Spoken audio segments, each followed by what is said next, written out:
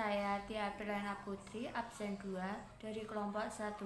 Di sini saya akan menyampaikan tentang definisi filsafat umum dan latar belakang timbulnya filsafat umum. Assalamualaikum warahmatullahi wabarakatuh.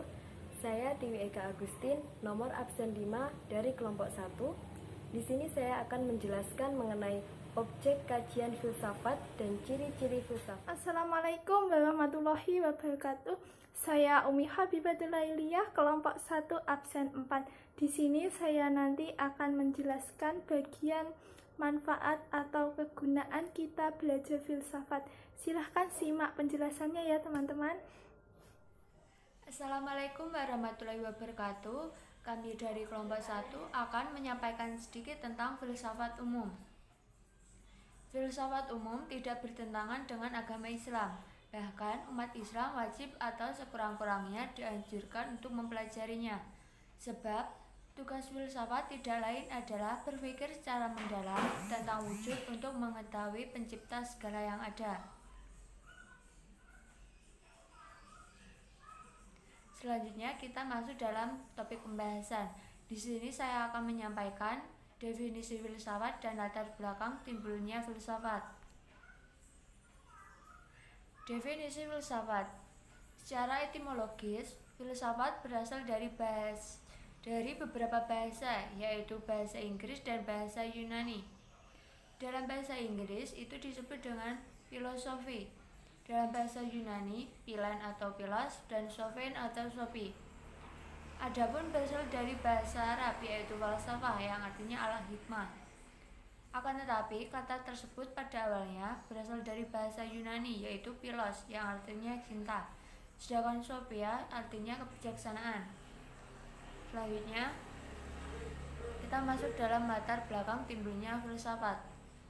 Awal munculnya filsafat ditandai dengan runtuhnya mitos-mitos dan dongeng-dongeng yang selama itu menjadi pembenaran terhadap setiap gejala alam. Manusia pada waktu itu melalui mitos-mitos mencari keterangan tentang asal-usul alam semesta dan tentang kejadian yang berlangsung di dalamnya. Jenis mitos, dua bentuk mitos yang berkembang pada waktu itu yaitu mitos kosmogonis dan mitos kosmologis. Mitos kosmogonis yaitu mitos yang mencari tentang asal-usul alam semesta. Mitos kosmologis yaitu mitos yang berusaha mencari keterangan tentang asal-usul serta sifat kejadian di alam semesta. Objek kajian filsafat. Objek kajian filsafat dibagi menjadi dua. Yang pertama adalah objek material dan yang kedua adalah objek formal. Objek material adalah sesuatu hal yang dijadikan sasaran pemikiran yang mencakup apa saja, baik hal-hal konkret maupun abstrak. Contoh hal-hal konkret adalah Tuhan, alam semesta, dan manusia, sedangkan contoh hal-hal abstrak adalah ide-ide, nilai-nilai, dan kerohanian. Yang kedua, objek formal. Objek formal adalah cara memandang atau cara meninjau yang dilakukan peneliti terhadap objek materialnya serta prinsip-prinsip yang digunakannya. Ciri-ciri filsafat. Ciri-ciri filsafat diantaranya adalah yang pertama, radikal atau mendasar. Radikal atau mendasar merupakan pemikiran yang mendalam sampai akar-akarnya hingga sampai pada hakikat substansi yang dipikirkannya. Yang kedua, universal. Universal yang dimaksud di sini adalah pemikiran filsafat menyangkut pengalaman umum manusia. Yang ketiga, konseptual. Merupakan hasil generalisasi dan abstraksi pengalaman manusia. Yang keempat, koheren dan konsisten. Koheren artinya sesuai dengan kaidah-kaidah berpikir logis, dan konsisten artinya tidak mengandung kontradiksi. Yang kelima, sistematik. Artinya saling berhubungan secara teratur dan terkandung adanya maksud dan tujuan tertentu. Yang keenam, komprehensif. Artinya mencakup atau menyeluruh. Berpikir kefilsafatan merupakan usaha untuk menjelaskan alam semesta secara keseluruhan. Yang ketujuh, bebas. Berpikir luas, berpikir secara bebas, bebas dari prasangka-prasangka sosial, historis, kultural, bahkan religius. Yang kedelapan adalah bertanggung jawab. Artinya, seseorang yang berfilsafat adalah orang yang berpikir sekaligus bertanggung jawab terhadap hasil pemikirannya, paling tidak terhadap hati nuraninya sendiri. Sekian penjelasan dari saya mengenai objek kajian filsafat dan juga ciri-cirinya. Oke, kita akan membahas mengenai kegunaan atau manfaat belajar filsafat. Nanti saya akan menggunakan buku yang saya pegang ini ya, teman-teman. Ayo, kita langsung bahas poin ke-1. Poin ke-1, kegunaan atau manfaat belajar filsafat adalah untuk memperluas pandangan calon sarjana. Nah, maksudnya itu apa sih? Maksudnya filsafat dapat membantu untuk menempatkan bidang ilmiahnya dalam perspektif lebih luas. Nah, kalau sarjana hanya tahu tentang bidang keahliannya sendiri, ia akan mempunyai pandangan yang sempit, teman-teman. Untuk itu, kita sebagai mahasiswa ditekankan untuk belajar filsafat, supaya kita bisa memiliki pandangan yang lebih luas. Ya, paham? Sampai di sini. Ayo, kita lanjutkan ke poin 2. Poin 2 yaitu untuk membantu mahasiswa berpikir kritis dan menganalisis masalah-masalah dengan tajam. Maksudnya adalah studi filsafat dapat melatih kita untuk berpikir dengan nuansa-nuansa yang semestinya, sehingga tidak menimbulkan fanatisme dengan segala konsekuensi negatifnya. Yang dimaksud konsekuensi negatif adalah misalnya ketika kita menemui masalah, kita tidak terlalu cepat memutuskan keputusan, sehingga kalau cepat-cepat memutuskan nanti kita akan menemukan konsekuensi negatif.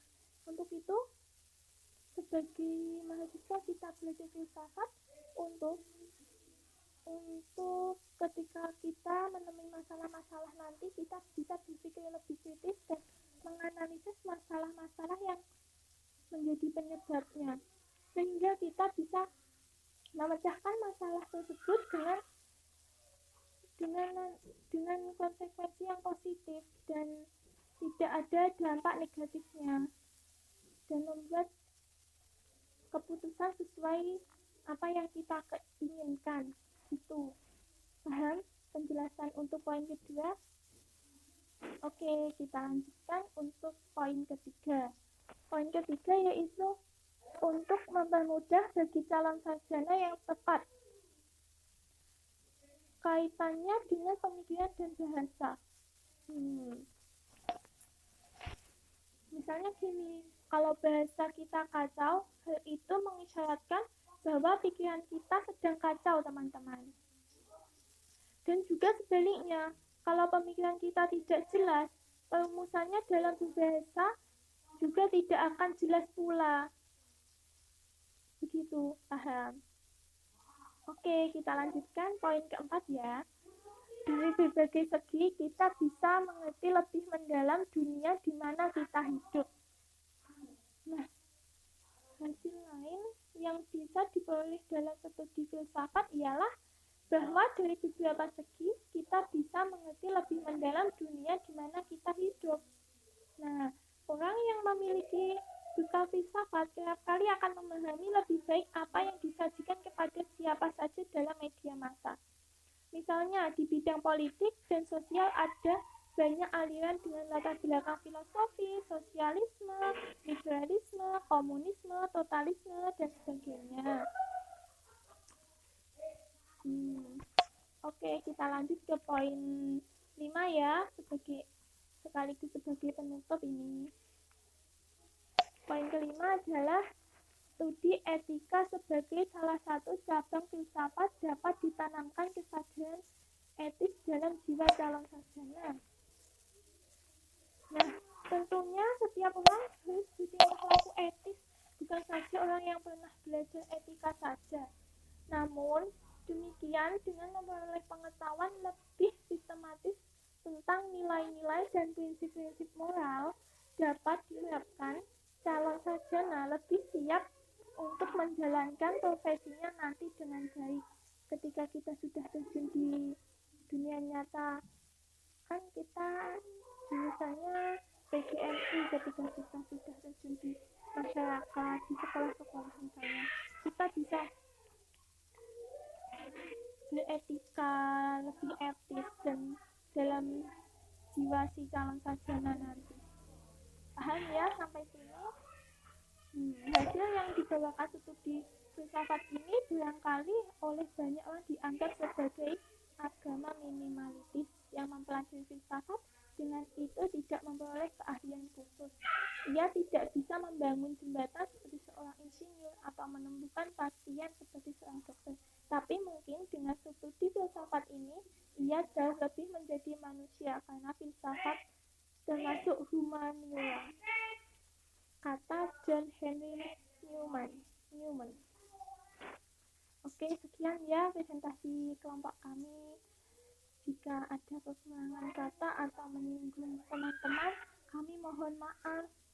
Dan saya juga mohon maaf ya kalau saya ngomongnya rada beda-beda gitu, soalnya ini bawaan kecil. Maaf ya, terima kasih. Sekian. Wassalamualaikum warahmatullahi wabarakatuh. Dadah.